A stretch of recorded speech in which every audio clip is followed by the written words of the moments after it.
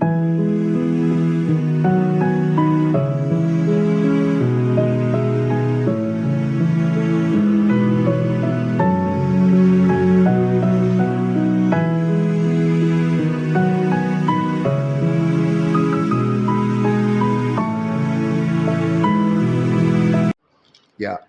Correct. Thank you. 45 నుంచి చదవాలి ఇప్పుడు మనం. రైట్, 45 నుండి 56 వరకు ఉన్న పోర్షన్ మనం చదువుకుందాం. 45 నుండి 56 వరకు ఉన్న పోర్షన్ మనం మార్చి చదువుతాం. మధ్యాహ్నం మొదలుకొని 3 గంటల వరకు ఆ దేశం అంతటిలో చీకటి కమ్మాను. ఇంచుమించు 3 గంటలప్పుడు యేసు ఏలి ఏలి లామా సబక్తాని అని దగ్గరగా కేకవేసు. ఆ మాటకు నా దేవా నా దేవా నన్నెందుకు చేయి ఒడిచుతావు అని అర్థం. అక్కడ నిలిచిన వారిలో కొందరు ఆ మాట విని ఇతడు ఏలి అని పిలుచున్నాడు అనేది తీసుకొని పోయి స్పాంజి తీసుకొని చిరకాలం మంచి రెండు తగిలిచ్చి అని తక్కిన వారు ఊరకుండు ఏలి అతను రక్షింపవచ్చునేమో చూద్దామని. అప్పుడు దేవాలయ తెర పైనుండి కింద వరకు రెండుగా చినిగను, భూమి వణికెను, బండలు బద్దలాయను, తెరవబడను, లేచను. వారి సమాధుల నుండి బయటకు వచ్చి ఆయన లేచిన తర్వాత పరిశుద్ధ పట్టణం ప్రవేశించి అనేకులు కాకపోయి.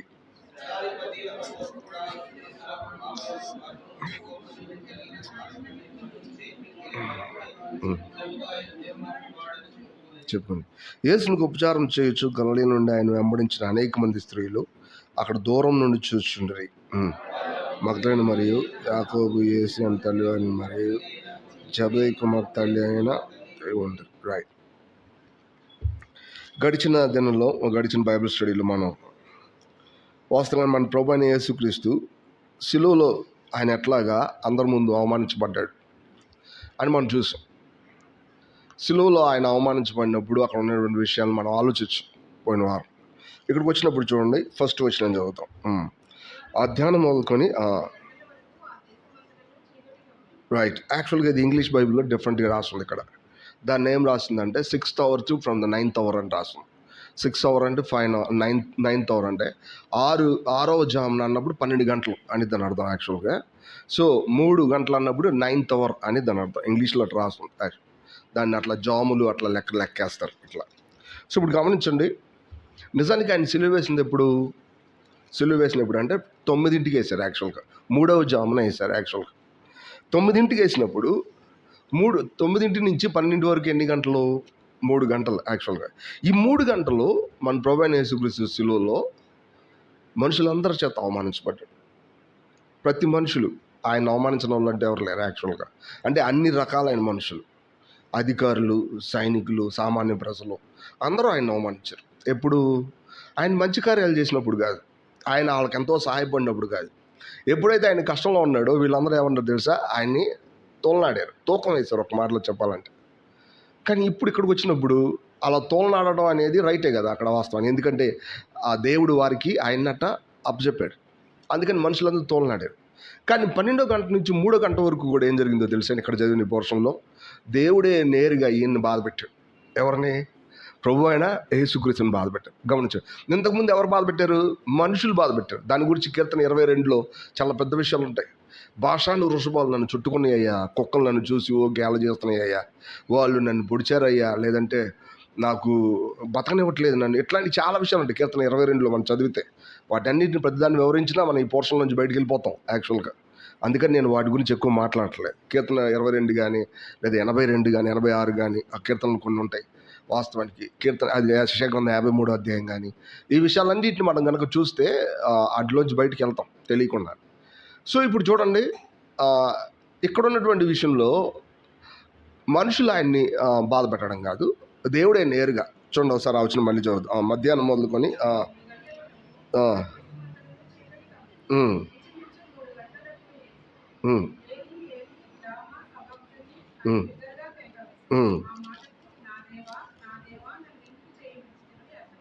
గమనించారా? నిజానికి గమనించండి, మన ప్రభు అయిన యేసుక్రీస్తు ఈ భూమి మీద ఉన్నప్పుడు ఆయన ప్రతిసారి కూడా ఎవరితో కలిసి ఉండేవాడు? తండ్రితో కలిసి ఉండేవాడు. తండ్రితో ఆయనకి ఎటువంటి ఎడబాటు లేనే లేదు వాస్తవానికి. ఫిలిప్పు నన్ను చూసినవాడు తండ్రిని చూసినట్టే అని చెప్పినప్పుడు అది కరెక్ట్ కదా? నేనేం చేయించున్నాను నా తండ్రితో కలిసి నేను కూడా అది చేస్తానని చెప్పలేదు ఆ వాస్తవానికి. నా తండ్రి చేత నేను విన్నదే నేను చెప్తున్నాను, నా తండ్రి చేత నేను చూసిందే నేను మీకు చేస్తున్నాను అని నేను ఒక్కనే సాక్ష్యం ఇచ్చినప్పటికీ కూడా నా సాక్ష్యం కరెక్టే. ఎందుకో తెలుసా? ధర్మశాస్త్రం ఏముందంటే 2-3 సాక్షుల్లో ఉంటా మీరు తీసుకోండి అని చెప్పండి. కానీ నేను ఒక్కనే సాక్ష్యం చెప్పినది కరెక్టే. ఎందుకంటే సాక్ష్యం ఇచ్చేది ఎవరు? నేను మాత్రమే కాదు, నా లోపల ఉన్న తండ్రి కూడా సాక్ష్యం చెప్తున్నాడు. ఎట్లా అంటే నేను చేసే ప్రతి కార్యం వెనకాల బలం ఎవరంటే ఆయనే వాస్తవానికి. ఇట్లా తండ్రి కూడా నన్ను సాక్ష్యం ఇస్తాడు కాబట్టి నా అంతటా నేను సాక్ష్యం చెప్పినా కరెక్టే. ఇట్లా తండ్రితో ఏమాత్రం కూడా ఎడబాటు లేనటువంటి పరిస్థితి కుమారుడు యాక్చువల్గా. కానీ ఇక్కడికి వచ్చినప్పుడు కుమారుడు తన ప్రజల కోసం విమోచనం కంప్లీట్ చేయని నిమిత్తం తండ్రి ఏం చేయాలి తెలుసని వాస్తవానికి కుమారుడిని బాధ పెట్టాల, ఉద్దేశపూర్వకంగా బాధ పెట్టాలి. ఇప్పుడు దాకా కుమారుడిని అన్ని చేతికి అప్పచెప్పాడు తండ్రి. కానీ ఇప్పుడు ఏం చేస్తున్నాడు తండ్రి? ఉద్దేశపూర్వకంగా కుమారుని చేయి వదిలిపెట్టి వెళ్ళిపోతున్నాడు యాక్చువల్గా. ఎందుకని మనకు తెలుసు చాలా ఈజీగా. ఎందుకు తండ్రి కుమారుని వదిలిపెట్టాడని నేను అడిగాను కొన్ని క్విజ్ లాగా. అప్పుడు మీరు ఏం చెప్తారు? ఇప్పుడు అక్కడ చెప్పారు ఏలి ఏలి లామా సమాక్తాని అనే పదం చెప్పారు. ఆ మాటకి నా దేవ నన్నేలా చెయ్యి విడిచితివి అని అర్థం. నిజానికి ఎందుకు దేవుడు తన కుమారుడి యొక్క చెయ్యి విడిచిపెట్టాడంటే ఏం చెప్తాం? చాలా ఈజీయే కదా, మనకు బాగా తెలుసు. ఎందుకంటే మానవుల పాపం అంతా ఏం చేశాడు? ఆయన మీద వేసుకున్నాడు. ఆయన మీద వేసుకున్నప్పుడు ఈయన తండ్రికి ఇట్లా పాపంలాగానే కనబడుతున్నాడు, కానీ ఇంక వేరేలా కనబట్లా. అట్లప్పుడు తండ్రి వెంటనే ఆయన చెయ్యి ఏం చేస్తాడు తెలుసా? వదిలిపెడతా. ఆ డార్క్నెస్ అనేది దానికి అర్థం అవుతుంది వాస్తవానికి. ఆ పదం చూడండి దయచేసి. ఇంచుమించు 45వ వచనం. చూసారా? ఆ చీకటి దేనికి గుర్తు తెలుసా? నేరుగా దేవుడే వాస్తవానికి ఈ భూమి మీద వెలుగైన దేవుడిని విడిచిపెట్టడం. ఒక మాట, వెలుగైనటువంటి ప్రభువైన యేసుక్రీస్తుని విడిచిపెట్టడం. ఒక్కసారికి ఇంక దేవుడు ఆయనలోంచి బయటికి వెళ్ళడు అనే విధానం తెలిసినప్పుడు ఇంకా ఆయన ఏమాత్రం కూడా ఆయనకు హోప్ లేదు యాక్చువల్గా. ఇంతకుముందు ఆయనకు హోప్ ఉంటుంది. మనుషులు ఎంత అన్నా సరే ఎవరున్నారు ఆయన పక్కన? దేవుడు ఉన్నాడు, ఆయనకు ఒక హోప్ ఉంటుంది. కానీ ఇప్పుడు ఆయనకి ఏ హోప్ లేదు. మన జీవితంలో ఇలాంటి సంగతులు వస్తాయి అంటే వస్తాయి కొన్నిసార్లు వాస్తవానికి. మన ప్రభువైన యేసుక్రీస్తు యొక్క జీవితమే మన జీవితం కూడా. ఆయనకి తక్కువగా ఏమీ లేదు మనకి. కాకపోతే ఆయనకున్నంత పరిధిలో మనకు రాకపోవచ్చు, కానీ వాస్తవానికి మన జీవితంలో కూడా అటువంటి సంగతులు ఎంటాడుతాయి. ఆ సంగతి మనకు అర్థం అవ్వాలి. మన లైఫ్లో కొన్నిసార్లు అనుకుంటాం, నేను ఏ తప్పు చేయకపోయినా ఎందుకు మనుషులందరూ నా మీద ఇట్లా దాడి చేశారు? యాక్చువల్గా దాడి చేశారు కరెక్టే. నేను ఎంత ప్రార్థన చేసిన దేవుడు నా ప్రార్థన వినలేదు యాక్చువల్గా. ఎందుకని ఇలా? దానికి ఒక రీజన్ ఉంటుంది వాస్తవానికి. దేవుడు ఎవరికి అన్యాయం చేయడు. ఈ విషయం అబద్ధం. ఒక మాటలో అన్యాయం చేస్తారని ఎవరిని అంటే కనుక, ఒక చిన్న పాప కరెంట్ షాక్ కూడా చచ్చిపోయింది యాక్చువల్గా. అది చాలా విషాదకరమైన విషయం, చాలా విషాదం. ఒకడు పెద్ద మనిషి నన్ను చూసి ఎప్పుడు దేవుడు దేవుడు దేవుడు దేవుడు అంటావు కదా, చూడు అన్యాయం చేశాడు దేవుడు అని. ఆయన ఏడుస్తూ చెప్పాడు ఆ మాట. ఏం చెప్పాడంటే, దేవుడు చూడు అన్యాయం చేశాడు, ఆ తండ్రికి అన్యాయం చేశాడు. ఆ తండ్రి రాత్రి పగళ్ళు పేకాట డబ్బులు సంపాదిస్తాడు. ఆ తండ్రి గురించి చెప్తాడు యాక్చువల్గా. ఇప్పుడు చూడండి, నేను ఆలోచించి ఎందుకు ప్రభు అంటే ఆయన మామూలు కాదు అసలు వాస్తవానికి. నేను ఆయనతో చెప్పలేదులే, దేవుడు న్యాయమే చేస్తాడు, బాధపడబాక. నా మాట కూడా చెప్పలేను నేను, ఎందుకంటే ఆ మాట చెప్పినా బాధపడతారు యాక్చువల్గా. దేవుడి యొక్క స్థానం నేను తీసుకొని పూర్తిగా నేను కన్నీళ్ళు పెట్టుకుంటాను. నిజమే, ఆ పాప అలా వెళ్ళిపోవడం అనేది చాలా కష్టం. చాలా సంవత్సరాల క్రితం జరిగిన విషయం. ఆ పెద్ద మనిషి నన్ను చూసి నన్నే పాయింట్ చేశాడు. ఎందుకంటే మాట్లాడితే నువ్వు దేవుడు దేవుడు దేవుడు అంటావు కదా అన్నట్టు నన్ను పాయింట్ చేశాడు. కానీ దేవుడు ఎవరికి అన్యాయం చేయడు. ఆయనకే తెలియదు ఆ తండ్రి ఏం చేశాడో. అట్లా జరిగింది వాస్తవానికి. అంటే నిజానికి అట్లా జరిగిద్దని నేను చెప్పట్లేదు యాక్చువల్గా, ఇది నేను నిర్ణయించట్లేదు వాస్తవానికి. ఎప్పుడు మన బాటిల్ నిండిపోద్దో మనకు తెలియదు. ఇది గుర్తుపెట్టుకోవాలి ఎప్పుడు కూడా, మన బాటిల్ ఎప్పుడు నిండి. కానీ అన్యాయం జరగడం అనేది జరగదు. దేవుడు ఎవరినైనా సరే వదిలిపెట్టాడు అంటే ఫస్ట్ ఉద్దేశపూర్వకంగా బాధ పెట్టాడంటే ఎవరినో తెలిసే, ఆయన కుమారుడైన యేసుక్రీస్తుని తప్ప ఎవరిని కాదు. ఆయన ఉద్దేశపూర్వకంగా చేయి వదిలేశాడంటే ఎవరినంటే తెలిసే, ఈయన మాత్రమే. ఎందుకంటే అక్కడ పదం ఉంటుంది చూడండి దయచేసి. హెబ్రీయులు రాసిన పత్రిక 2వ అధ్యాయం. హెబ్రీయులు 2వ అధ్యాయము 11-12 వచనం. 10వ వచనం చదువుతాం దయచేసి.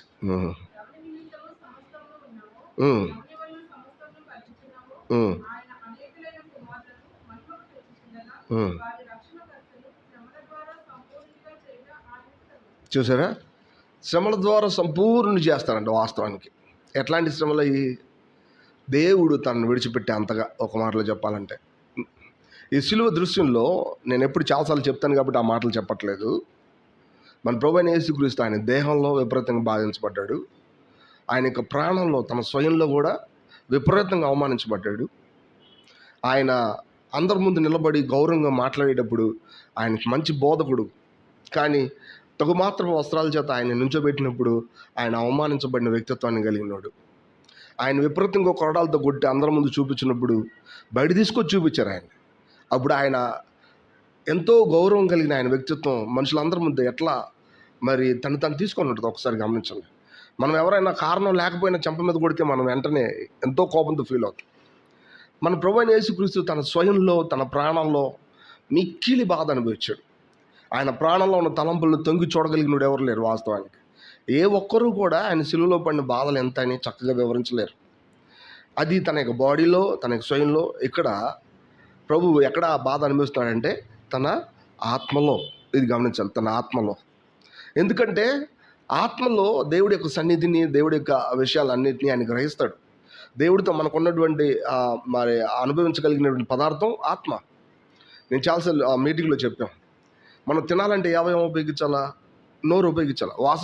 వాసన చూడాలంటే ముక్కు ఉపయోగించాలా. వినాలంటే చెవులు. అలాగే దేవుడితో మనం సంతోషించాలంటే ఈ ఆత్మను దేన్ని ఉపయోగించాలంటే ఆత్మను ఉపయోగించాలా.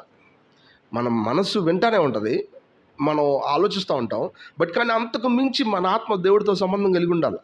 ఇటువంటి ఆత్మ దేవుడి యొక్క సన్నిధిని అనుభవించి దాన్ని క్లారిటీగా అర్థం చేసుకుంటుంది. దేవుడు నాతో ఇలా మాట్లాడబ్బా, ఇలా మాట్లాడి ఇలా చేశాడని. కానీ ఇప్పుడు దాకా దేవుడు ఆయనకి సాయం చేశాడు, ఇక ముందు సాయం చేయట్లా. ఎందుకని? దైవిక విమోచన కంప్లీట్ కావాలంటే తప్పకుండా దేవుడు కూడా తన కుమారుణ్ణి మరి వదిలిపెట్టాల. అట్లనే వదిలిపెట్టాడు.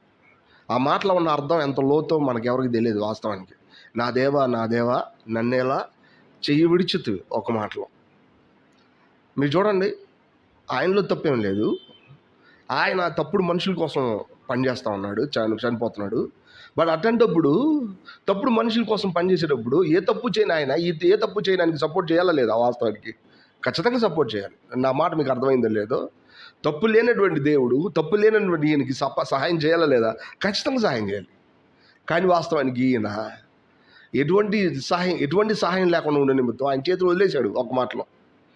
దాని అర్థం ఏంటో తెలుసా? లిటరల్గా ఎటువంటి సహాయం లేకుండా ఎవరితో పోట్లాడతావో తెలుసా నువ్వు?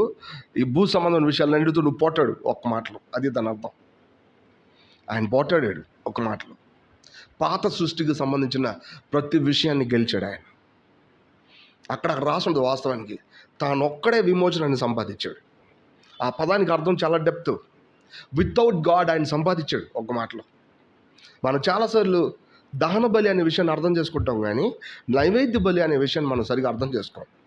దహన బలి అంటే ఒక మనుషుడు దేవుడికి సంపూర్ణంగా సమర్పించుకోవడం అని దాని అర్థం.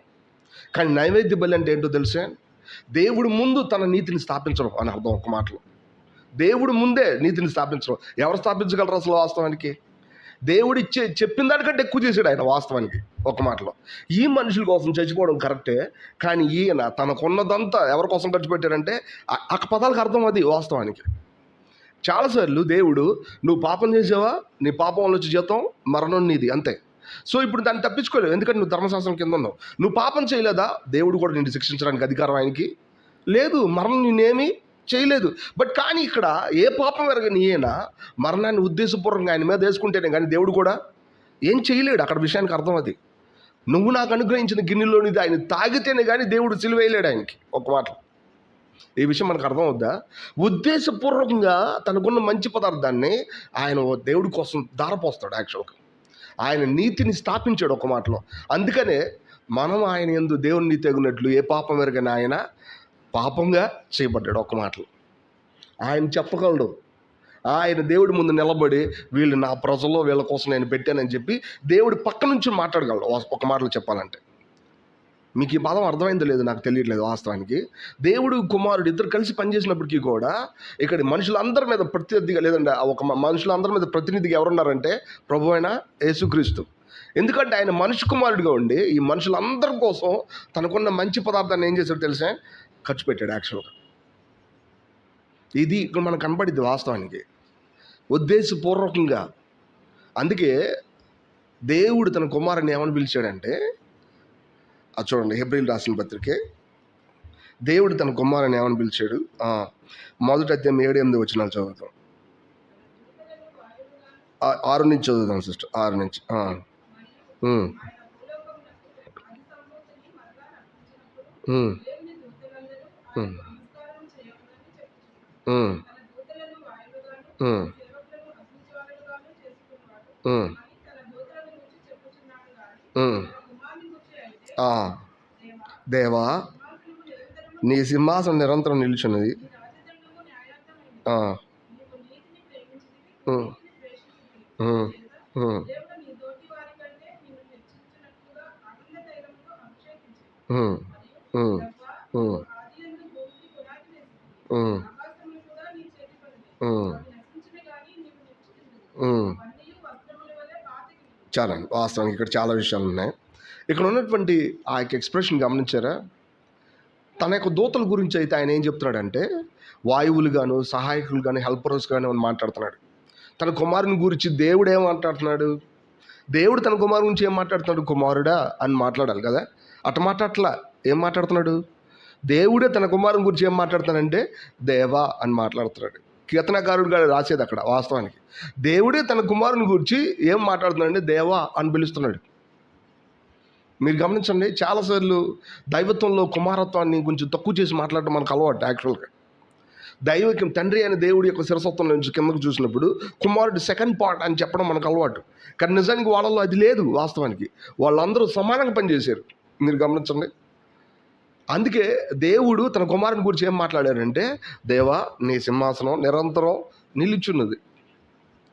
ఎందుకంటే నీ తోడివారి కంటే నేను ఆనంద తైలంతో అభిషేకించినట్లు నువ్వు నీతిని ప్రేమించి దుర్నీతిని ద్వేషించావు. ఆయన ఒక్కసారికి దేవుడు కూడా నన్ను విడిచిపెట్టాడు, ఇక్కడి నుంచి నేను ఇంక సిలువను మెయింటైన్ చేయను అన్నాడు అనుకోండి, పరిస్థితి ఏంటి? దేవుడు కూడా నన్ను విడిచిపెట్టాడు, ఇక్కడి నుంచి ఈ 3rd అవర్ నుంచి నేను 9th అవర్ వరకు నేను మెయింటైన్ చేయను అన్నాడు అనుకోండి. ఒక్క మాటలో, ఒక 12 గంటల నుంచి 3 గంటల వరకు సిచ్యువేషన్ ఏమవుతుందో తెలుసా? మళ్ళీ పరిస్థితి కొత్తగా వచ్చినట్టే. ఒక్క మాటలో ఆయన ఎవరు అడ్డం చేయలేరు, ఆయన్ని ఎవరు కూడా ఆపలేరు వాస్తవానికి. కానీ ఆయన అనలేదు. దానికి తోడు ఆయన తన ఆత్మలో విపరీతమైన బాధ అనుభవించాడు. ఒక్క మాటలో మీరు గమనించండి. మనం చాలాసార్లు మన ఆత్మకు ఉన్నటువంటి బాధ మనకు అర్థం కాదు. కానీ కొన్నిసార్లు చెప్తాం, ఏంటో తెలుసా, ఏదో లోపల బాధగా ఉందబ్బా, ఏదో తేడా పడుతుంది ఏంటో. మన ఆత్మ మనకు చెప్తూ ఉంటుంది మెల్లగా, ఏదో విషయం జరగబోతుంది, ఏదో ఒక విషయం నీకు ప్రతికూలంగా ఉంటుంది, దయచేసి నువ్వు ప్రార్థన చేయి అని చెప్తూ ఉంటుంది యాక్చువల్గా. మీరు గమనించండి, మన ప్రభువైన యేసుక్రీస్తు మన ఆత్మ తిరిగి జన్మించబడడానికి, మన ఆత్మ దేవుడితో సావాసం చేయడానికి దేవుడు తన సావాసాన్ని ఎవరిని విడిచిపెట్టాడంటే ప్రభువైన యేసుక్రీస్తుని విడిచిపెట్టేశాడు. ఈరోజు సింపుల్గా మనం ఆయన రక్తాన్ని కోరుకొని ఆయన సహవాసంలో పాలిభాగస్వం అయిపోతాం కదా. మీరు గమనించండి, మీ పాపాలు పోతాయి సరే, సహవాసం చేయడానికి మీకు బలం ఇచ్చింది ఎవరు? వాస్తవానికి ఆయన తన ఆత్మలో ఉపయోగించినటువంటి, తన ఆత్మలో పొందినటువంటి ఆ శ్రమ, అక్కడ ఉన్నటువంటి ఆ కష్టం మనల్ని ఆయనతో సహవాసం చేయడానికి కావాల్సిన ఏర్పాటు చేసింది. నాకు చాలాసార్లు బైబిల్లో ఈ పదం కొంచెం విచిత్రంగా కనపడింది. పరిశుద్ధత అనే పదం ఈ ప్రపంచంలో ఏ గ్రంథంలో కనపడదు. ఆ పదం ఒక్క మాటలో, ఆ గ్రంథంలో ఏ గ్రంథంలో కూడా దాన్ని సరిగ్గా విడదీసి చెప్పగలిగినోడు ఎవడు లేడు. ఒక మాటలో పరిశుద్ధత అంటే పాపం లేకుండా ఉండడం అంటారు చాలామంది. బైబిల్ ఎప్పుడు అలా డిఫైన్ చేయాలి. పరిశుద్ధత ఎప్పుడు కూడా పరసంబంధమైంది, పరలోక సంబంధమైన దేవుడి యొక్క స్వభావాన్ని మన జీవితంలో ఇమిడ్చడం. ఒక మాటలో అది ఊరకనే మనిషి ఎంత బాగా తన చేతులు కడుక్కున్న వచ్చేది కాదు. అది దేవుడు నేరుగా అది మనకి ఇవ్వాల్సిందే. ఒక మాటలో ఆయన పరిశుద్ధపరిచిన ప్రజలారా అని పిలిచినప్పుడు పౌలుకి ఎన్ని ధైర్యం కావాలబ్బా, ఎంత ధైర్యం కావాలి. కొరింథీలో చెప్పాల్సి వచ్చినా, ఇంకా వేరే వేరే పత్రికలు చెప్పాల్సి వచ్చినా పరిశుద్ధత అనే పదం వాడాలంటే మిక్కిలి భయపడాలి. ఎందుకంటే రియాలిటీలో వారు ఎంత దుర్మార్గం, రియాలిటీలో చాలా పొరపాట్లు, పాపులు. ఒక మాటలో ఇలాంటి వాళ్ళకి పరిశుద్ధాత్మకు సంబంధించిన విషయాలు మాట్లాడాలంటే చిన్న విషయం కాదు. అదేమి మనం చాలాసార్లు లేఖనాలు గలగల చదువుతాం. వాస్తవానికి వాటి వెనకాల ఉన్నటువంటి విషయం మనకు అర్థమైతే కనుక మనం అక్కడే స్టక్ అవుతాం. స్టక్ అవ్వమని నేను చెప్పట్లేదు, అక్కడ ఖర్చు పెట్టినటువంటి ఖర్చు ఎంత అనేది మనకు అర్థం అవ్వాలి. వాస్తవానికి దానికి ఉన్న వాల్యూ ఎంత. పరిశుద్ధులుగా ఉండడానికి పిలువబడిన దేవుని ప్రజలారా అని చెప్పినప్పుడు ఎట్లా వచ్చింది మీకు పరిశుద్ధత? దేవుని కుమారుడు, ఏ పాపం ఎరగని దేవుని కుమారుడు తన ఆత్మలో అనుభవించినటువంటి ఎడబాటే ఈరోజు మనకి పరిశుద్ధాత్మతో సహవాసం చేయడానికి కావాల్సిన ఏర్పాటు చేసింది. ఎంతకంటే గొప్ప విషయం ఏంటో తెలుసా? ఈరోజు పరిశుద్ధాత్మను మనం సహవాసం చేయకపోయిన ఎడతెగ్గ మనతో అక్కడ పెండింగ్లో ఉండేది ఎవరో తెలుసా? ఆయనే. ఎంతసేపు ఆయన స్టాండ్ బైలో నిలబడి ఉంటాడు. యాక్చువల్గా ఎప్పుడు నా వైపు చూస్తాడో అప్పుడు నేను అతనితో సహవాసం చేయడానికి. ఊరకనే పరిశుద్ధాత్మ అనే పదానికి అసలు మీనింగ్ ఏంటో తెలుసా? విప్లవాత్మకమైన దేవుడి సన్నిధి అని అర్థం. ఆయన దేన్నైనా చిటుకులు ఎట్టని చేసేస్తాడు. ఒక మాటలో దేన్నైనా చేసేస్తాడు. సునామీని ఆపగలడు, ఈ లోకాన్ని తిరగేయగలడు, అపవిత్రమైన ప్రతి ఆత్మతో గెలవగలడు. ఆయనకి దేవుడి యొక్క ప్రతి బలం ఎవరికి ఉంటుందో తెలుసా? ఆయనకు ఉంటుంది. ఒక్క మాటలో అబ్రాహాము బలి ఇవ్వడానికి తీసుకెళ్ళిన ఆ పొట్టేలు ఎవరో తెలుసా? పరిశుద్ధాత్మ. ఒక మాటలో తిరిగి లేచిన యేసుక్రీస్తు ప్రభు. ఆయన ఒక మాటలో చెప్పాలంటే పొట్టేలు కొన్న కొమ్ములు ఏం చేస్తాయి తెలుసా? ఫైటింగ్ పవర్ కలిగి ఉంటాయి. ఒక మాటలో ఆ ఫైటింగ్ పవరు ఎవరి ముందు పనికిరావో తెలుసా? మన ముందు పనికిరావు. ఎందుకో తెలుసా? ఆయన మనల్ని అంత ప్రేమించేసాడు. ఒక మాటలో అది దాని అర్థం. పరిశుద్ధాత్మ ఏదైనా చేయగలిగే సామర్థ్యం అక్కడ చెప్పబల్ల. నిర్గమకాండ 30వ అధ్యాయంలో మీరు ఆయనకు కోపం తెప్పించబోకండి, మీరు ఆయన కోపం తెప్పించుకోండి, ఆయన సన్నిధి, నా సన్నిధి మీకు తోడుగా వచ్చును, మీరు ఆయన కోపం తెప్పించు. నిజానికి ఆయన చాలా సెన్సిటివ్. ఒక మాటలో ఆయన ఏదైనా చేయగలిగే సామర్థ్యం. బట్ కానీ ఆయన ఈరోజు మన విషయంలో ఆయన పొదలో తగులు పడిపోయి ఉన్నాడు. ఒక మాటలో పొదలో అంటే దాని అర్థం ఏంటంటే ఆయన పొదలో చిక్కుకుపోయినటువంటి గొర్రె పొట్టేలాగా మిగిలిపోయాడు. పొదలో ఏమైపోయాడు? ఆయన తగిలిపోయినాయి, ఆయన కొమ్ములు తగిలిపెట్టి ఉండిపోయినాయి. నాకు తెలిసి అబ్రహాం, నేను చాలాసార్లు చెప్తాను, అబ్రహాము ఆ పొట్టేల్ని ఇస్సాకు బదులు తీసుకెళ్ళాలంటే ఆ కొమ్ములు పట్టుకుని లాక్కెళ్ళి ఉంటాడు కదా. వాస్తవానికి కొమ్ములు పట్టే లాక్కెళ్ళి ఉంటాడు.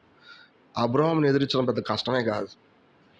కానీ మన నిమిత్తం ప్రేమలో మిగిలిపోయి తనకున్నదంతా, అంటే ఒక మాటలో తన బలమంతా ఖర్చు పెట్టడానికి ఒప్పుకున్న యేసుక్రీస్తు ప్రభుని చూసినప్పుడు, ప్రభువా నువ్వు ఎలా దేవుడి యొక్క సన్నిధిని అనుభవించి నాకు ఇచ్చావు. అది ఊరకనే కాదు. మనం చాలాసార్లు దేవుడి యొక్క సన్నిధి, ఆయనతో సహవాసం చేయడం అనే పదాన్ని సెకండరీకి తోస్తాం. ఎట్లాగో తెలుసా? ఎట్లాగంటే మనకున్న విషయాలు ఫస్ట్, ఆ తర్వాత దేవుడు అన్నట్టు చూస్తాం. మనకు నిజంగా మన లోపల నిలిచి ఉండే వ్యక్తిత్వాన్ని గురించి తెలిస్తే మనం ఎప్పుడు అలా చేయం. ఎందుకంటే అందరికంటే ఖరీదైన వ్యక్తి ఆయనే. ఈ ప్రపంచంలో అందరికంటే సామర్థ్యం కలిగిన వ్యక్తి ఆయనే. ఈ ప్రపంచంలో నీకు అందరికంటే ఎక్కువ ప్రేమను చూపించేది ఆయనే. ఈ ప్రపంచంలో అన్నిటికంటే ఎక్కువ ఆశీర్వాదం ఇవ్వగలిగేది ఆయనే. ఒక మాటలో ఆయన ఎలా వచ్చాడో తెలుసు నీ దగ్గరికి? ఏ పాపం ఎరగని ఈయన తన ఆత్మలో తండ్రి దగ్గర నుంచి ఎడబాటుని అనుగ్రహించిన పొందినాడు కాబట్టి అది మనకి ఇవ్వబడింది. అది మనకు అర్థమవుతే మన లోపల ఉన్న పరిశుద్ధాత్మని ఎన్నడూ కూడా సెకండరీకి తోయం, ఫస్ట్ ప్లేస్ ఇస్తాం. దురదృష్టవశాత్తు చాలా చర్చెస్లో కనీసం దేవుడు నీలో నివసిస్తున్నాడన్న సంగతి చెప్పలేకపోవడం అనేది మిక్కిలి దుర్మార్గం. ఒక్క మాటలో చెప్పాలని దుర్మార్గం అని చెప్పాలి. దేవుణ్ణి పొందుకుంటా ఉన్నాను అన్నట్టే చెప్తారు. ఎప్పుడు పొందుకుంటారు వీళ్ళు? అంతో మంచిగా పొరపాటు లేనప్పుడు దేవుడిని పొందుకుంటాడు. ఇస్లాంలో ఉన్నటువంటి బోధ ఇదే. నువ్వు ఎంత దగ్గరికి వెళ్తే దేవుడు అంత దూరం వెళ్ళిపోతాడని చెప్పి ఇస్లాం చెప్పేది తెలుసా? అందుకే దేవుడిని వాళ్ళు ఎక్స్పెక్ట్ చేయరు. వీళ్ళకి తెలిసిన మంచి చేసుకుంటూ పోతారు. ఒక ఆయన గడ్డం పెంచారు అనుకోండి, ఎందుకు గడ్డం పెంచారంటే దేవుడికి సమర్పణ అంటారు. ఒక ఆయన టోపీ పెట్టుకున్నాడు, టోపీ ఎందుకు పెట్టుకున్నాడు? దేవుడికి సమర్పణ అంటారు. దేవుడు ఇది కోరుతున్నాడా లేదా? అదేం లేదు. దేవుడిని మనం ఎన్నడూ చూడలేం, ఆయన చూస్తే చచ్చిపోతాం, కాబట్టి ఆయనతో మన సహవాసం కుదరదు, కాబట్టి మనకు తెలిసిన మంచి చేసుకుంటూ పోతాం. ఇది వాళ్ళకున్న పద్ధతి. అది ఎంత టెక్నికల్గా ఉంది, ఎంత చక్కగా ఉంది. ఇంకా వేరే మతంలో చూస్తారంటే వీళ్ళకి కావాల్సిన కొబ్బరికాయలు పువ్వులో తీసుకెళ్ళి కొట్టేస్తారు, కొట్టి వీళ్ళకి సంబంధించిన కోరికలు కోరుతారు అంతే. నిజానికి దేవుడు వాళ్ళకి ఎంతో దూరం అని వాళ్ళకు కూడా తెలుసు. కానీ క్రిస్టియానిటీ అది కాదు. అందరికంటే దగ్గర ఎవరో తెలుసా? దేవుడే. తల్లిదండ్రుల కంటే, రక్త సంబంధుల కంటే, మన స్నేహితుల కంటే, అన్నదమ్ముల కంటే, అందరికంటే సన్నిహితుడు ఎవరంటే దేవుడు. ఎలాగా? పరిశుద్ధాత్మలాగా. ఎట్లా విగ్నది? దేవుని కుమారుడు తన ఆత్మలో అనుభవించిన ఎడబాటు, మిక్కిలి కష్టం. ఒక్క మాట అది మనకు అర్థం అవ్వాలి. అట్లా అర్థమైతే మనలో నిలిచి ఉండే దేవుడికి, పరిశుద్ధాత్మకి ఏమాత్రం కూడా తక్కువ పాయింట్ ఇవ్వం. అంటే ఆయన గురించి వేగిరి పడకుండా ఉండలేము. ఉదయాన్నే లెగ్గానే నా లోపల దేవుడు ఏమంటున్నాడు అని తొంగి చుట్ట మనకు అలవాటు అవుతుంది. అది పెద్ద కష్టం కాదు. కష్టమా? ఆయనే నీలో వచ్చి నిలబడ్డాడు అనుకోండి, మీరు ఆయనతో సహవాసం చేయడం కష్టమా? నన్ను అడగనా? కష్టం కాదు. నీ స్వయాన్ని చంపితే చాలు, అంత పెద్ద కష్టమేం కాదు. స్వయాన్ని పెద్దదాన్ని చేసి మాట్లాడవద్దు. స్వయం చాలా చిన్నది, దాన్ని మనం సిలువ వేసేద్దాం. ఖచ్చితంగా దేవుడితో సావాసం చేయొచ్చు. సో రెండో వచనం చదువు దయచేసి 47 వచనం చదువు. 47 వచనం. ఉమ్, ఉమ్, ఉమ్, ఉమ్, ఉమ్. గమనించండి, 47 వచనం నుంచి 48 వచనం వరకులో ఉన్నటువంటి ఈ విషయం ఎవరు చేశారంటే అక్కడ ఉన్నటువంటి కొంతమంది సైనికులు చేస్తున్నారని చెప్పొచ్చు. వాస్తవానికి వీళ్ళు చేసినటువంటి ఈ విషయం ఆయన మీద జాలి పడ్డారు అనుకోవద్దు. ఆ మాటకున్న ఎక్స్ప్రెషన్కి అర్థం ఏంటో తెలిసే, ఏలియా వచ్చి అతను బాగు చేస్తాడని చూద్దాం అని ఆ మాటకు అర్థం. పూర్తిగా ఆయన ఏం చేశారో తెలుసా, తోలనాడారు, ఎటువంటి సందేహం లేకుండా. మీరు గమనించండి, ప్రభువేమో వాస్తవానికి అది వేరే లాంగ్వేజ్లో మాట్లాడారు. అది లాటిన్ కావచ్చు బహుశా, అది నాకు అంత పర్టికులర్గా నేను గమనించలేదు. అది లాటిన్ కావచ్చు, లేదా అరమైక్ కూడా కావచ్చు వాస్తవానికి. సో ఈ పదాలని చూసినప్పుడు ఏలి ఏలి నాపాస భక్తాని అనే పదం మాట్లాడినప్పుడు ఒక మాటలో వీళ్ళు ఆయన్ని తోలనాడారే కానీ ఆయన గురించినటువంటి సంగతులు అర్థం చేసుకోవాలి. ఇంకొక మాటలో ఆయన చెరక ఎందుకు అందించారో తెలిసే, ఇంకేదైనా బాధపడుతున్నాడు, ఆ బాధ నుంచి ఆయన కొంచెం పక్కకు వచ్చి వేరే వైపుగా తిరగాలన్నట్టుగా, లేదంటే నీకు ఇవ్వబడినటువంటిది అంతస్తు ఇదే అని చూపించడానికి వీలుగా ఆయనకి చెరక అందించారు ఒక మాటలో. ఆ పదానికి అర్థం ఏంటంటే, ఇక నీ లైఫ్లో వేరే ఛాన్స్ లేదు, నువ్వు కనుక వీటిని అనుభవించడం తప్ప. ఈ పదానికి అర్థం ఎట్లా చెప్పాలి నాకు అర్థం కాలేదు, ఎందుకంటే నీ అర్హత ఇంతే, అది దాని అర్థం. ఆయన పూర్తిగా అవమానించడం తప్ప వేరే దారి లేదు అక్కడ. రైట్, మూడో దగ్గరికి వెళ్దాం చూడండి.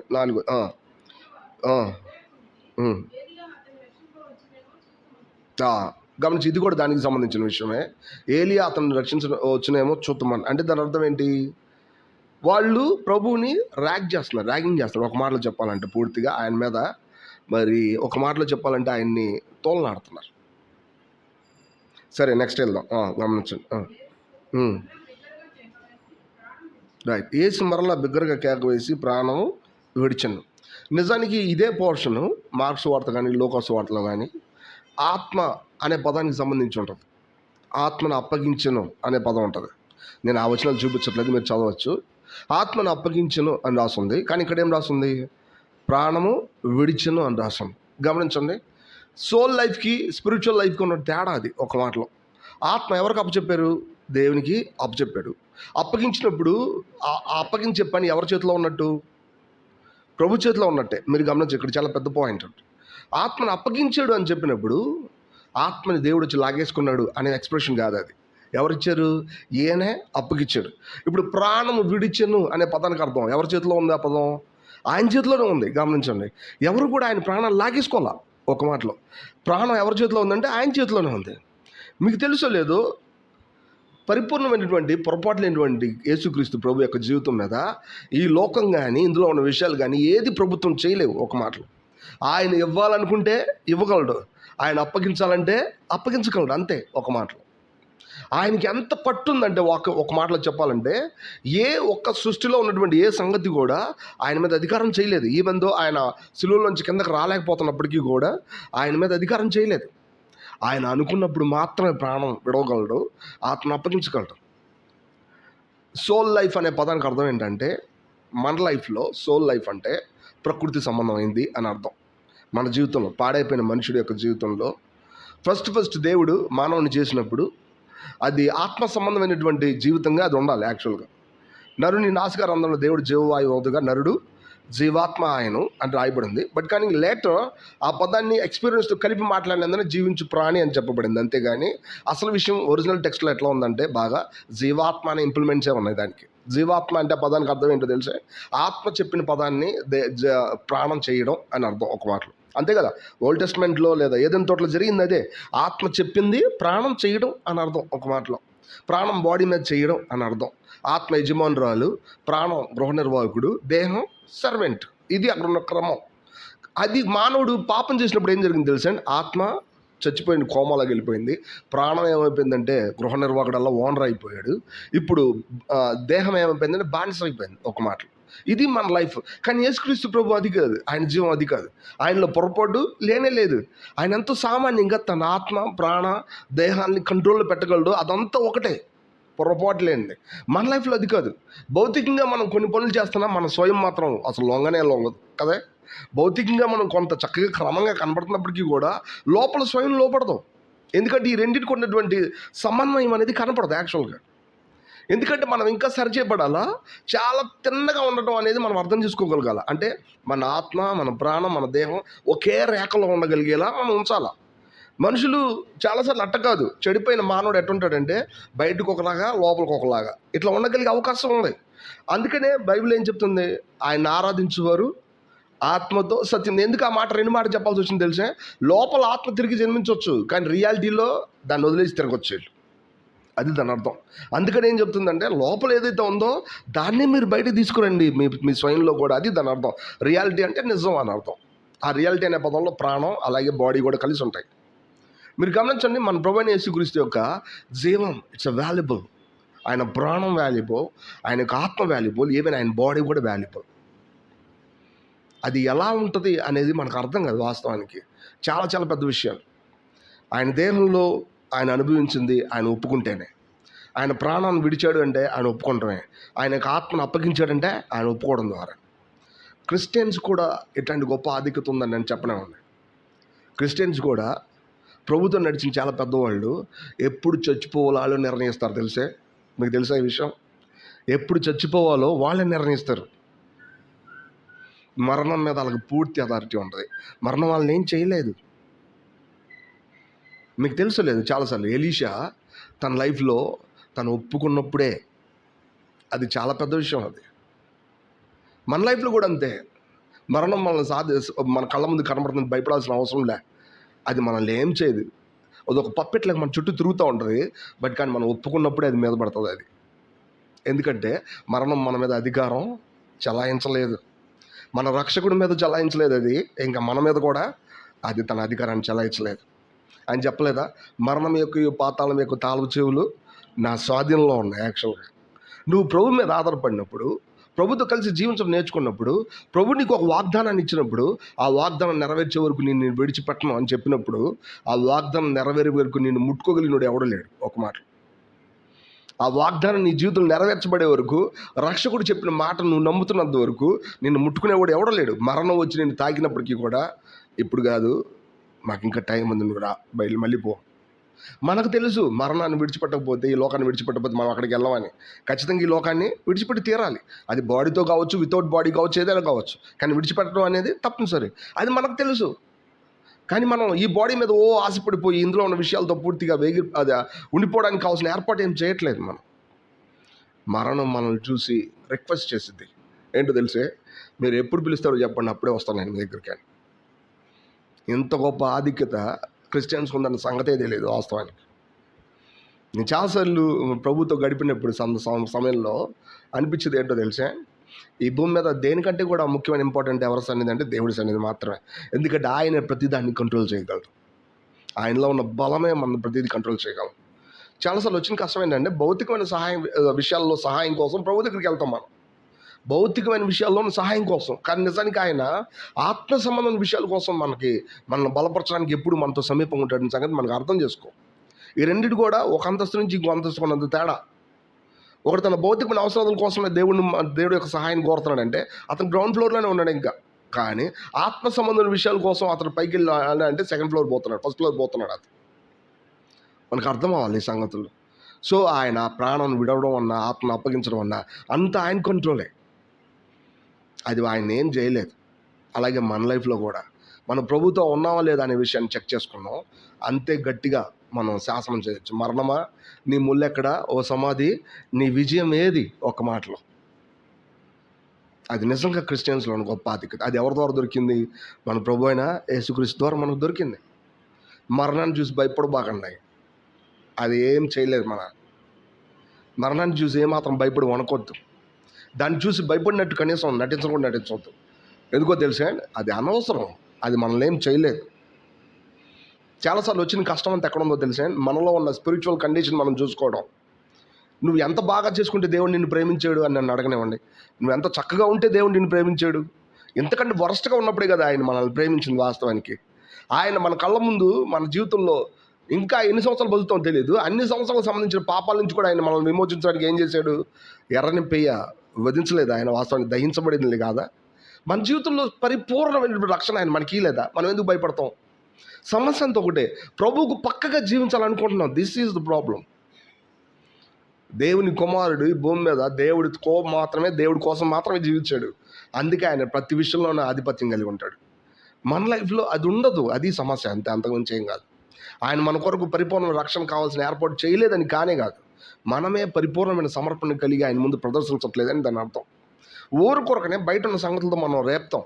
అలాగుంటే బాగుండు, ఎట్లా ఉంటే బాగుండు అని కోరుకుంటుంటాం తెలియకుండానే. వెంటనే నీ పొరుగు వాడిని దేన్ని నేను ఆశించొద్దు అనే పదాన్ని మీరుతున్నామన్న సంగతి మనకు అర్థం కాదు వాస్తవానికి. ఈవెన్ మంచితనాన్ని కూడా నువ్వు పెట్టుకోవద్దు. దేవుడు నీకు ఏదైతే ఇచ్చాడో అదే నీది. దేవుడు నీకు ఏదైతే ఇవ్వలేదో అది నువ్వు ఏమాత్రం పొందలేవు. మనకి ఇది అర్థమైతే కనుక ఈ శత్రువుకి, మరణానికి మనకి ఏమాత్రం మనం ఆధిపత్యం చాలించేలా మనం ఒప్పుకోం. పౌలు చెప్పలేదా, పాపం మీ మీద ప్రభుత్వం చేయనీయబాకండి. పాపమే ప్రభుత్వం చేయబోతే మరణానికి చోటు ఎక్కడ ఉంది? ఎందుకంటే పాపంలో వచ్చే జీవితం మరణం కదా. ఈ విషయం మీకు అర్థం అవ్వాలా. పౌలు ఎంత సంతోషంగా చెప్పుకుంటాడంటే, క్రీస్తు యేసు జీవం ఇచ్చే ఆత్మనేమో పాప మరణ నియమాల నుంచి నన్ను విడిపించేసిందని ఎంత సంతోషంగా చెప్పుకుంటాడు. అంటే ఇంతకుముందు పాపం చేశాడు పౌలు రోమపత్రిక 7వ అధ్యాయంలో. అయ్యో, నేను శరీరానికి అమ్మబడ్డాను, ఇంత మరి మరణానికి లోనగు ఈ శరీరం నుంచి నన్ను ఎవడో విడిపించిన ఎంత దౌర్భాగ్యం అని చెప్పాడు. బట్ ఎప్పుడైతే యేసుక్రీస్తు ప్రభువులో చూసుకున్నాడో పాపం మరణం రెండు తోక ముడిచినాయి కదా, అది ఏం చేయలేకపోయినాయి. మన లైఫ్ ప్రభుత్వం ఉండడం అర్థం చేసుకోగలిగితే మనం ఈ భూ సంబంధమైన జీవితం నుంచి పైకి నడుస్తాం. అది మన జీవితంలో ఒక్కసారి ఆయన చూడాలా, అంటే రుచి చూడాలా, అదేంటో మనకు తెలియాలా. అది తెలిసిందో ఎవరిని మనం వాళ్ళ మూలన అయింది, వీళ్ళ మూలన అయింది అని మనం అనం. ఎవరు తెలిసా? మన మూలానే. మనం దేవుడితో ఉంటే సరిపోతుంది అంతే. ఎవరో ఏ విషయాన్ని చక్కబెట్టడం ముఖ్యం కాదు. నేను ఎవరితో ఉండాలా? నా దేవుడితో ఉండాలి. ఇది ముఖ్యం. ఆయన చెయ్యలేదంటే ఏమైనా ఉందా వాస్తవానికి? కానీ ఎందుకు చేయట్లా? బికాజ్ ఆఫ్ మీ. నేను నా లైఫ్లో నా సమర్పణ పెంచుకోవాలి. నా కళ్ళ ముందు గోల్ ఇదే కదా. నా లైఫ్ని ఖర్చు పెట్టాల్సిన దానికోసమే కదా. ఇది నాకు అర్థమైన రోజున మనుషులందరికంటే హైయెస్ట్ పొజిషన్లో నడుస్తూ ఉంటుంది. మరణం మనం చూసి దాసత్వం చేసేది. రైట్, నెక్స్ట్ వచ్చిన చదువుదాం.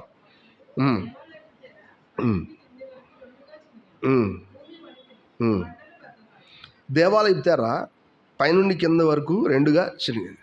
ఆ పదం ఎందుకు అంత స్పెసిఫిక్గా రాశారు అని చెప్పి ఆయన చెప్తా, కింద నుంచి చిరిగిందంటే ఎవరైనా చింపారనుకుంటారేమో అన్నాడు యాక్చువల్గా వాస్తవానికి. కానీ నిజానికి అక్కడ ఎక్కడి నుంచి చిరిగింది? పైనుంచి. నిజానికి ఆ తెర ఎవరు చింపేశారంటే దేవుడే చింపేశాడు యాక్చువల్గా. ఏంటి ఆ తెర చెప్పించేదని తెలుసా? ప్రత్యక్ష గుడారంలోకి అవతలకి వెళ్లకుండా యువతలు ఉండేలా మనుషులు మధ్యలో ఏముంటుందంటే ఆ తెర ఉంటుంది. దేవుడికి సన్నిధిలోకి సామాన్యులు రాకుండా ఉండే నిమిత్తం శాస్త్రులు, పరిచయులు, యాజకులు ఎంతసేపు ఏం చేస్తారు తెలిసే? అడ్డంగా తెర పెడతారు. కానీ ఇప్పుడు తెరలేదు. ఒక్కసారి చిరిపోగానే దేవాలయంలో ఉన్న మనుషులంతా ఎక్కడికి వెళ్ళిపోతారు తెలిసే? లోపలికి వెళ్ళిపోతారు. దేవుడికి సన్నిధి అంతా చూసేస్తారు. ఇంతకుముందు తెర పెట్టమని చెప్పింది ఎవరు యాక్చువల్గా? యాజకులు చెప్పారా? శాస్త్రులు, పరిచయులు చెప్పారు? ఎవరు చెప్పారు? దేవుడే చెప్పాడు. ఈ మనుషులకి తెర యొక్క విలువ ఏంటో తెలియాలా.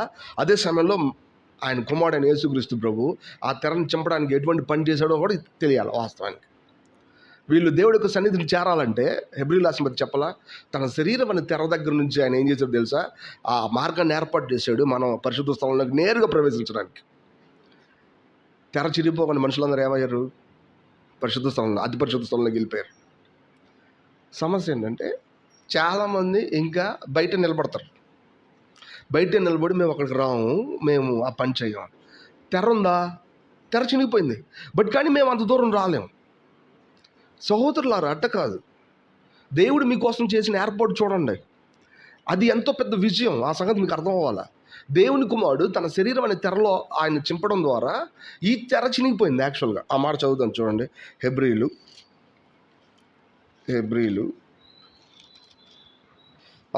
10వ అధ్యాయము 19-20 వచనాలు చదువు.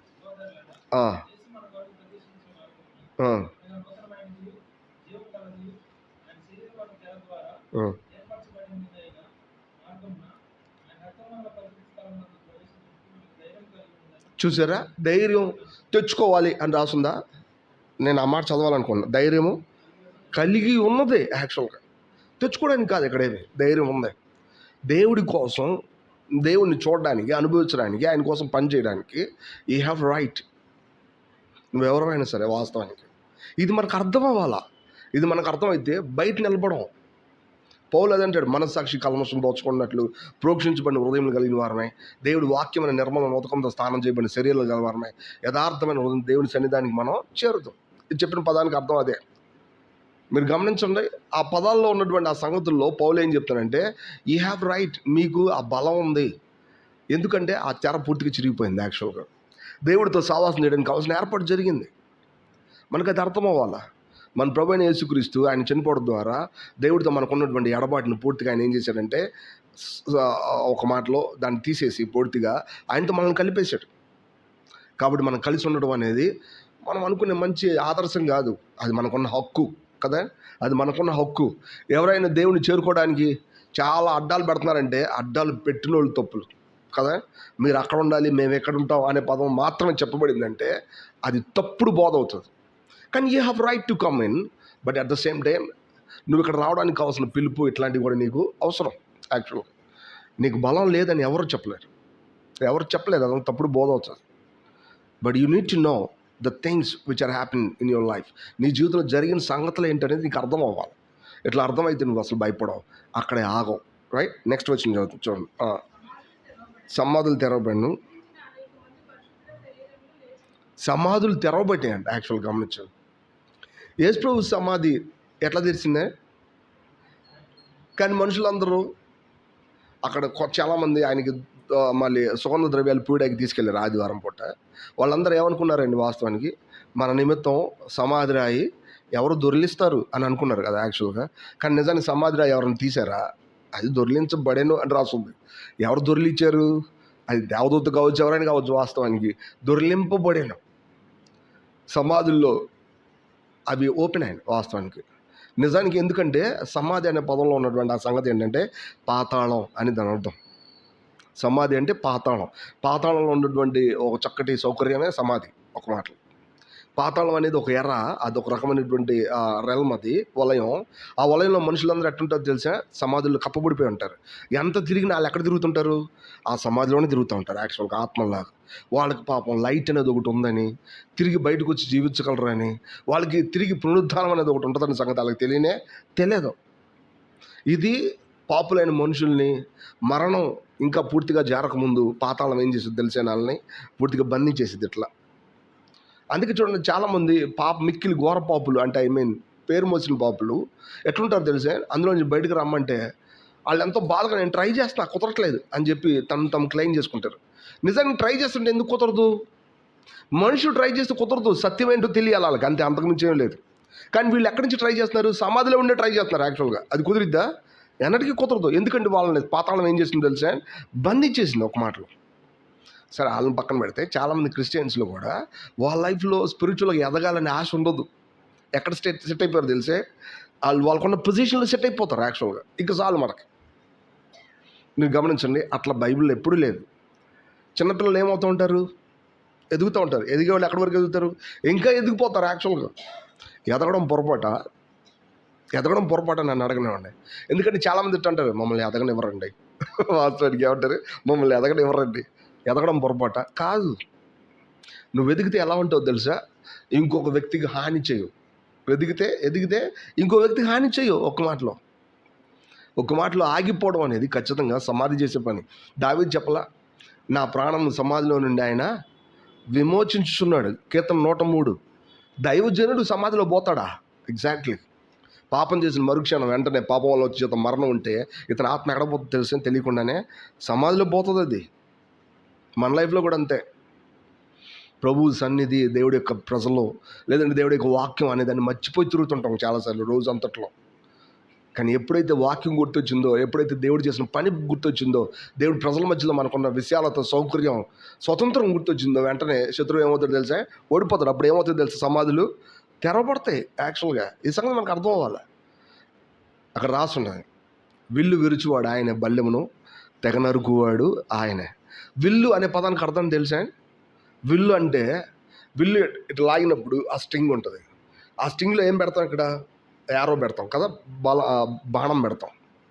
నిజానికి బాణం ఎవరో తెలుసా, ఈ బాణం పాపం మరణపు ముళ్ళు, పాపం అని రాస్తుంది. మరణపు ముళ్ళు, పాపం. ఈ పాపానికి ఉన్న బలం అంతా ఏంటి, విల్లు. ఆ విల్లుకి ఏం పేరు పెట్టారు, పాపానికి ఉన్న బలం ఎవరు చెప్పట్లేదా? మీరు నాకంటే సీనియర్స్ అనుకున్నాను నేను యాక్చువల్గా. చూద్దాం. ఏంటది? ధర్మశాస్త్రం. నేను ఇంక చూపించవసరం అయినా చూడండి. 1 కొరింథీ 15వ అధ్యాయం. అవన్నీ మీరు చెప్పడం వలన మనం వేగంగా పోవచ్చు ముందు. 1 కొరింథీ 15 55వ వచనం. 55వ వచనం 15.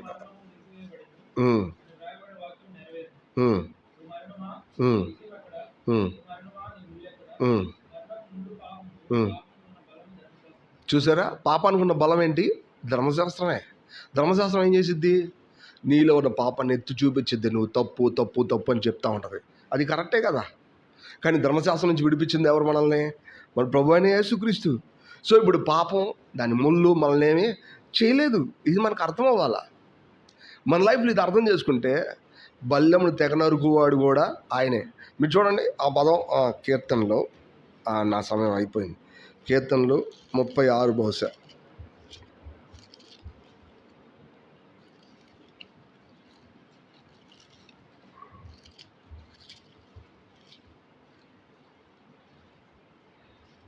క్షమించండి, 46 కీర్తన 46 9వ వచనం 9వ వచనం 40.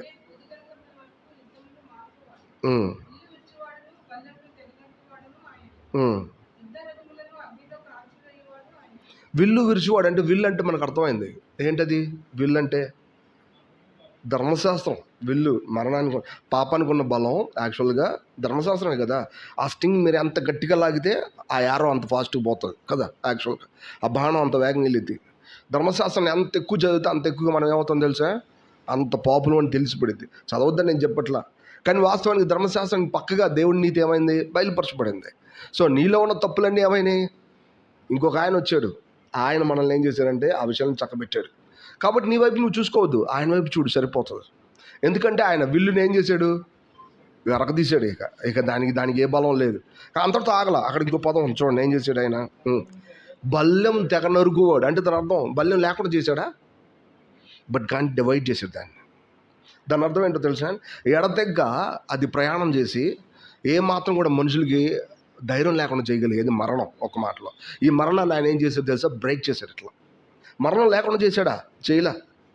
ఎందుకంటే సెకండ్ డెత్ అనే పదం రాసి ఉంది బైబిల్లో. రెండవ మరణం. దానికి దేని పేరు? ఏం పేరు దానికి? నరకం, నిత్యమైన నరకం. సెకండ్ డెత్, రెండవ మరణం లేకుండా అయిపోయిందా? అవులా. బట్ కానీ మరణం మీ మీద ఏమాత్రం ప్రభుత్వం చేయలేదు. ఎందుకంటే ఆయన బల్యాన్ని తెగ నరికాడు. ఒక మాటలో దాని అర్థం అది.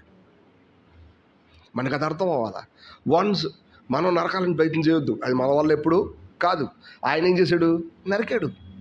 సమాధుల్లోంచి బయటకు రావడం పెద్ద కష్టమా? పెద్ద కష్టం కాదు. ఎందుకో తెలిసే? ఈరోజు మీ స్వయాన్ని చచ్చిపోండి, మీ లోపల నుంచి ఎవరు వస్తారు బయటికి? మీకు తెలుసు కదా, మన స్వయం, మన బాడీ సమాధి. తెలుసా మీకు ఆ సంగతి? అందుకే బ్యాప్టిజంలో ఏం చేస్తారు? చంపేసి లేపుతారు. ఎవరిలో? యేసుక్రీస్తు ప్రభువులో కదా. మనం చచ్చిపోయి లెగుస్తాం. మనలో బతకాలనుకున్న ప్రతిసారి మనం ఎక్కడున్నామో తెలుసా? మరణం, సమాధి, ఈ కేటగిరీలో ఉంటాం. ఎప్పుడైతే యేసు ప్రభుతో ఉన్నామో తెలియకుండా సమాధుల నుంచి బయటకు వచ్చి తొంగి చూస్తాం. అదే దాని అర్థం. సమాధులు తెరవబడడం ఈ రోజుకి జరుగుతున్న ప్రాసెస్ అదే. కానీ ఆ రోజు చాలా కష్టం. అప్పుడు దాకా మరణం పూర్తిగా ప్రబలింది. కానీ ఇక్కడ రెండో ఆదాము వచ్చాడు, కడపటి ఆదాము వచ్చాడు. కడపటి ఆదాము వచ్చి మరణానికి ఎటువంటి విషయం లేకుండా చేశాడు. ఆయన చనిపోగానే సమాధులు తెరవబడి మరి పైనుంచి దేవాలయ తెర కిందకి చినిగిపోయింది. నెక్స్ట్ వచ్చిన చదువు.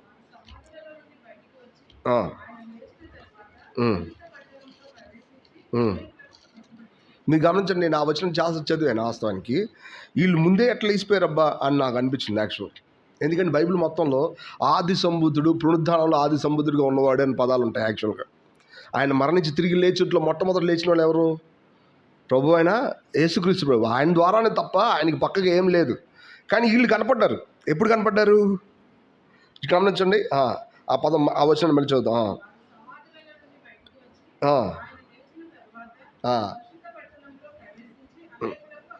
చూసారా? ఆ విషయాన్ని ముందే చెప్తున్నారు. యాక్చువల్గా వాళ్ళు లేచినప్పుడు అందరికీ కనపడాల. ఎవరితో పాటు కనపడ్డారు? ఆయనతో పాటే కనపడ్డారు. దాని అర్థం ఏంటో తెలుసా? మన ప్రభు అయిన యేసుక్రీస్తు ఎప్పుడు ప్రథమ ఫలం. ఎక్కడి నుంచి? మరణంలోంచి తిరిగి లెగటంలో ఆయన ప్రథమ ఫలం. ప్రథమ ఫలం అనే పదానికి అర్థం ఏంటో తెలుసా? నేను మార్కెట్లోకి వెళ్ళాను మామిడికాయలు కొనటానికి. వెళ్ళినప్పుడు సీజన్ ఇంకా రాలా, బట్ కానీ బిగినింగ్. అప్పుడు వచ్చిన మామిడికాయలకి ఎంత వాల్యూ ఉంటాయి? చాలా ఖరీదు ఉంటాయి వాస్తవానికి కదా.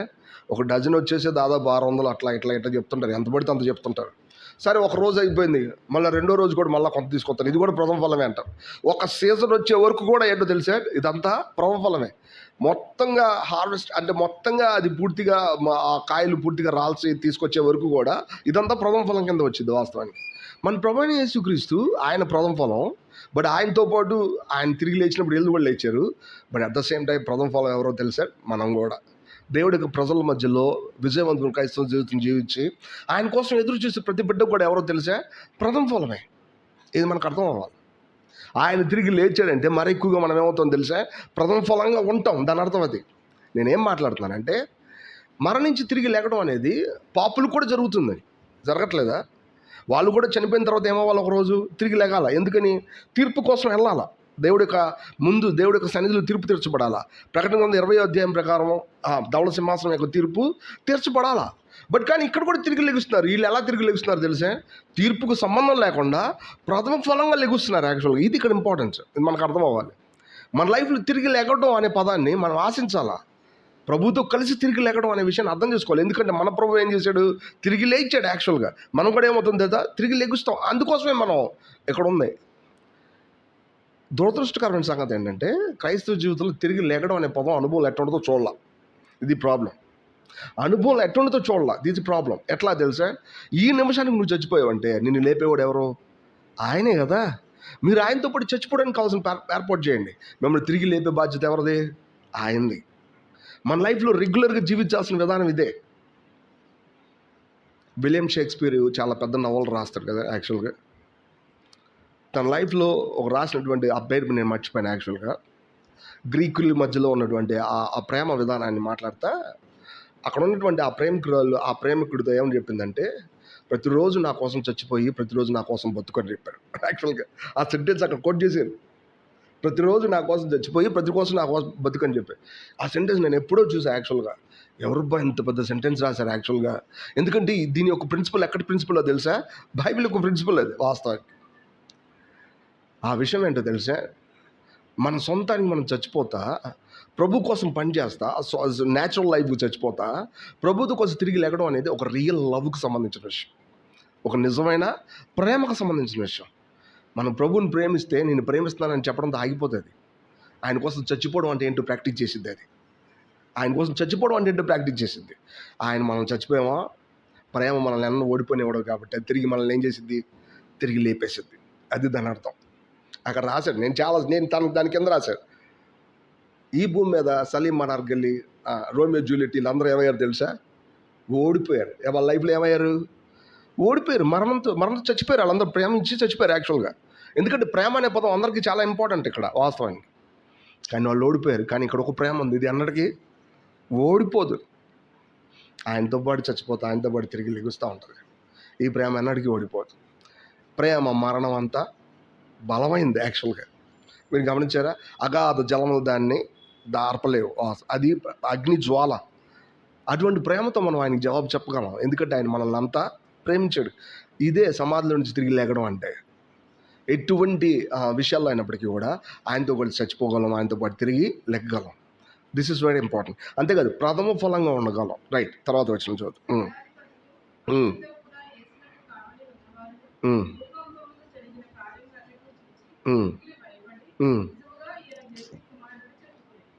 చదువు.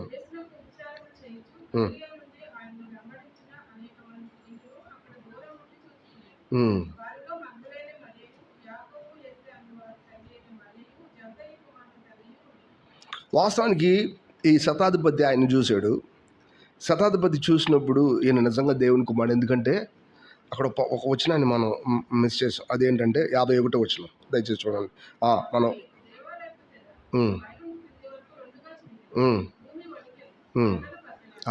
భూమి వణికెను, బండలో బద్దలాయన. ఇది శతాధిపతి చూసి ఉన్నాడా?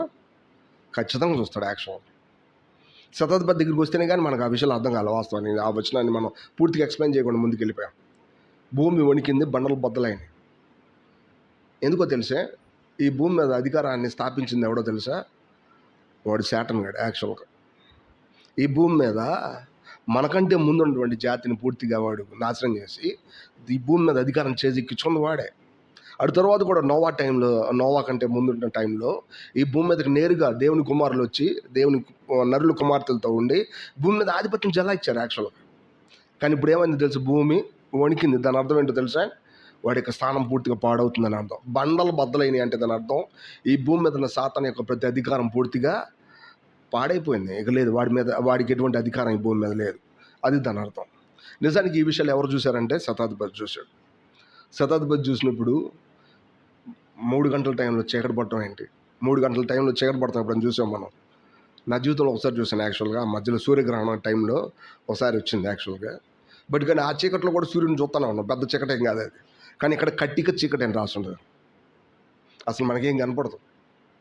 ఇవన్నీ చూసినప్పుడు శతాధిపతి ఈయన నిజంగా దేవుని కుమారుడు. ఎందుకంటే ప్రకృతి ఈయన గురించి సమాధానం చెప్తా ఉంది. దేవుడి యొక్క ప్రభుత్వం సార్వభౌమాధికారం ఈయన కోసం పనిచేస్తుంది యాక్చువల్గా. ఆయన చూశాడు. మనం చాలాసార్లు మనం చాలా మంచోళ్ళం అని చెప్పి మనం ప్రూవ్ చేసుకుంటాంలే. కానీ నిజానికి మనల్ని ప్రూవ్ చేయాల్సింది ఎవరు? దేవుడు ప్రూవ్ చేస్తాడు యాక్చువల్గా. మనం కంగారు పడాల్సిన అవసరం లే. మనం చేసింది రైట్ అయితే వాస్తవానికి మనల్ని ఎవరు ప్రూవ్ చేస్తాడంటే దేవుడు ప్రూవ్ చేస్తాడు. మనం చాలాసార్లు మర్చిపోతాం ఈ సంగతిని.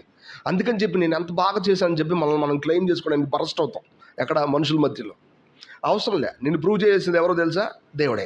ఖచ్చితంగా ప్రూవ్ చేస్తాడు. నువ్వు ఎంతవరకు దేవుడికి నమ్మకం ఉన్నావు, ఎంతవరకు క్రైమ్ చెల్లించావు, ఖచ్చితంగా ప్రూవ్ చేస్తాడు. భయపడాల్సిన అవసరం లే. మనుషులు తెలుసుకుంటారు ఖచ్చితంగా అతను మంచిగా కరెక్ట్గా చెప్పాడు. మన కళ్ళ ముందు మీకు తెలుసో లేదో, బక్సింగ్ గారు హెబ్రోన్ యొక్క స్థలాన్ని ఆక్రమించడానికి ఆ రోజుల్లో గవర్నమెంట్ చాలా నిర్ణయిస్తే ఈయన వాళ్ళకి వాక్యం చెప్పాడంట. ఒకే చిన్న మాట, మీరు తీసుకోండి, తర్వాత దేవుడు ఏం చేస్తాడో నన్ను అడగబాకన్నాను. అంటే ఇండైరెక్ట్గా, నేను క్లియర్గా చెప్పట్లే ఆ విషయాలు. ఆ మాట వాళ్ళకి అర్థమైపోయింది తెలుసా. వాళ్ళకి అర్థమైపోయి ఆయన ముట్టుకోబాకండి, ఆయన పని ఆయన చేసుకునేవాడి అని చెప్పి వెళ్ళిపోయారు యాక్చువల్గా. మీరు గమనించండి, దేవుడితో కలిసి బతకడం అనేది మనకు అర్థమైతే ఇలాంటి సంగతులు జరుగుతూ ఉంటాయి. మనం భయపడాల్సిన అవసరం లే. ఖచ్చితంగా దేవుడు మన గురించి సాక్ష్యం ఇస్తాడు. దేవుని కుమారుని గురించిన సాక్ష్యం శతాధిపతికి రాలా, అట్లా వచ్చింది. రైట్. తర్వాత ఎవరున్నారు వాస్తవానికి? యేసుని ఉపచారం చేయొచ్చు, గలిలయ నుండి ఆయన వెంబడించిన అనేక మంది స్త్రీల దూరం నుండి. వీళ్ళకి ఏం పని నాకు అర్థం కాదు. నేను అనుకున్నాను, శాస్త్రులు పరిశీలు అంటే ఆయన ఎట్ట చచ్చిపోయాడో చూడటానికి వస్తారు, అవునా కదండి? శిష్యులు అనుకోండి, ఆయన మీద ఉన్నటువంటి ఒక రకమైన ఎఫెక్షన్తో వస్తారు. స్త్రీలు కొండలా ఎక్కుతారు యాక్చువల్గా. లేదంటే ఆయన దూరం నుంచి చూసినప్పుడు వీళ్ళందరూ మనల్ని రావద్దు అంటారు కదా యాక్చువల్గా. ఎట్టొస్తారు మీరు గమనించండి. వీళ్ళని ఎవరు అడ్డగించలేరు. వీళ్ళు ప్రభువుని ఎంత ప్రేమించారంటే అక్కడ రాస్తుంది. అసలు ఆ పదం చాలా చాలా ఇంపార్టెంట్. అది ఎంత ఉద్దేశపూర్వకంగా రాశారంటే, ఆ యేసునకు ఉపచారం చేయొచ్చు, గలిలయ నుండి ఆయన వెంబడించిన అనేక మంది స్త్రీలు. మీరు చూసారా? యేసుకు ఉపచారం చేస్తున్నారు వాళ్ళని ఎవరో ఆపలేరు. మన లైఫ్లో ఈ సంగతి అర్థమైతే మనం బలహీనం అను సిస్టర్స్ అని యాక్చువల్గా అనుకోవాల్సిన అవసరం లేదు. వాళ్ళకి ఎంత ప్లేస్ ఉందంటే సిలువ దగ్గరకు వచ్చి నిలబడ్డారు. దాని అర్థం ఏంటో తెలిసే, నెక్స్ట్ నీ లెగసీని మేమే క్యారీ అవుట్ చేస్తాం. అది దాని అర్థం. నువ్వు ఎటువంటి దారిలో వెళ్తావో మేము అటువంటి దారిలో వెళ్తాం. నీకున్నటువంటి నువ్వు చేసి ముగించిన పనుల్ని మేము క్యారీ అవుట్ చేసి మోసుకెళ్తాం. అది దాని అర్థం. ఆయనకు ఉపచారం చేసిన వాళ్ళు ఇక ఆయన వెళ్ళిపోయాడు కాబట్టి మన ఉపచారం అయిపోయిందని అనుకోవాలి యాక్చువల్గా. ఆయనకు ఉపచారం చేసిన వాళ్ళు ఏమని తెలిసి అక్కడ దాకా వచ్చారు. ఎవరాళ్ళు అక్కడ రాసిన గమనించండి.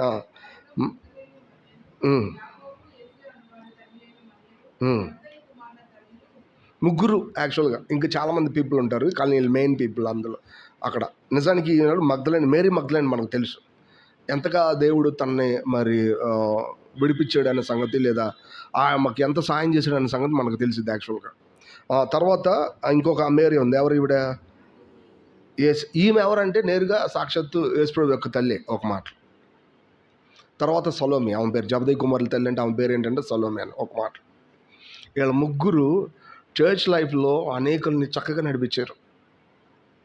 ప్రభు యొక్క తర్వాత స్త్రీల మధ్యలో వాళ్ళు ఎంతో చక్కటి పరిచయం చేశారు.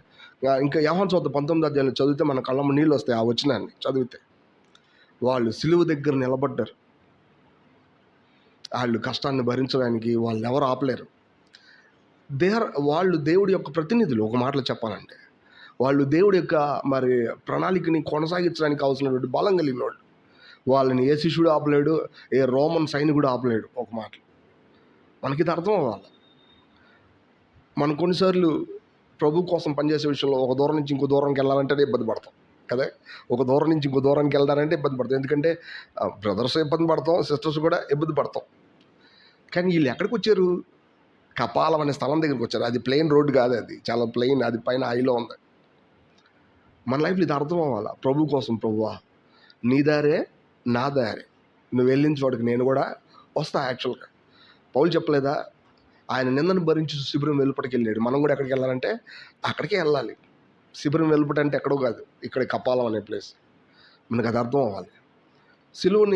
సిలువ భరించడానికి మన వ్యక్తిత్వాన్ని చంపుకోవడం అనేది మనం ఎప్పుడూ కూడా దేవుడితో కలిసి ఉండే మానవుల యొక్క అత్యవసరమైన విషయమై ఉంటుంది. ఇది మనం ప్రభుని ప్రేమిస్తున్నాం అనడానికి రుజువు అనమాట. సో మన ప్రభుని మనం ప్రేమించవచ్చు. ఆయన చేసి ముగించిన పనులన్నింటిలో మన భాగాన్ని మనం పొందొచ్చు. ఆయన ప్రజలుగా మనం ఆయనతో పాటు కలిసి నిలబడగలం, ఆయనతో పాటు కలిసి తిరిగి లెగ్గలం. ఈ విషయాన్ని మనం అర్థం చేసుకోం. సో ఈ పోర్షన్లో మనం చాలా చూసాం. ఇంతటితో ఆపుదాం మనం.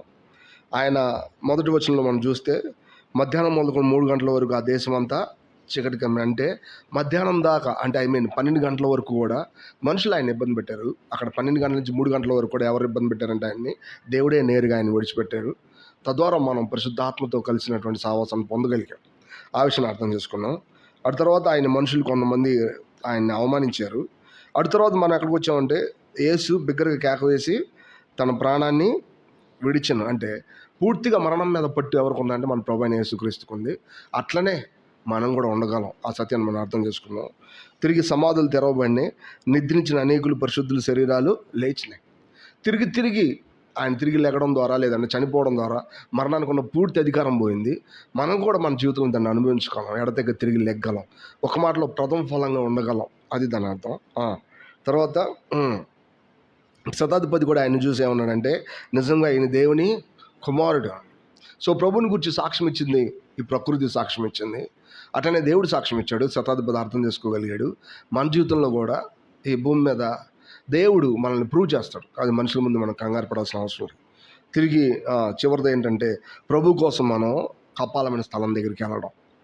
మనం ప్రతి ఒక్కరం కూడా ఆయన ప్రేమలో ఆయన భాగాన్ని పొందగలుగుతాం. రైట్, ఇక్కడితో ముగిద్దాం. దేవుడి లేఖనాన్ని దీవించాలి.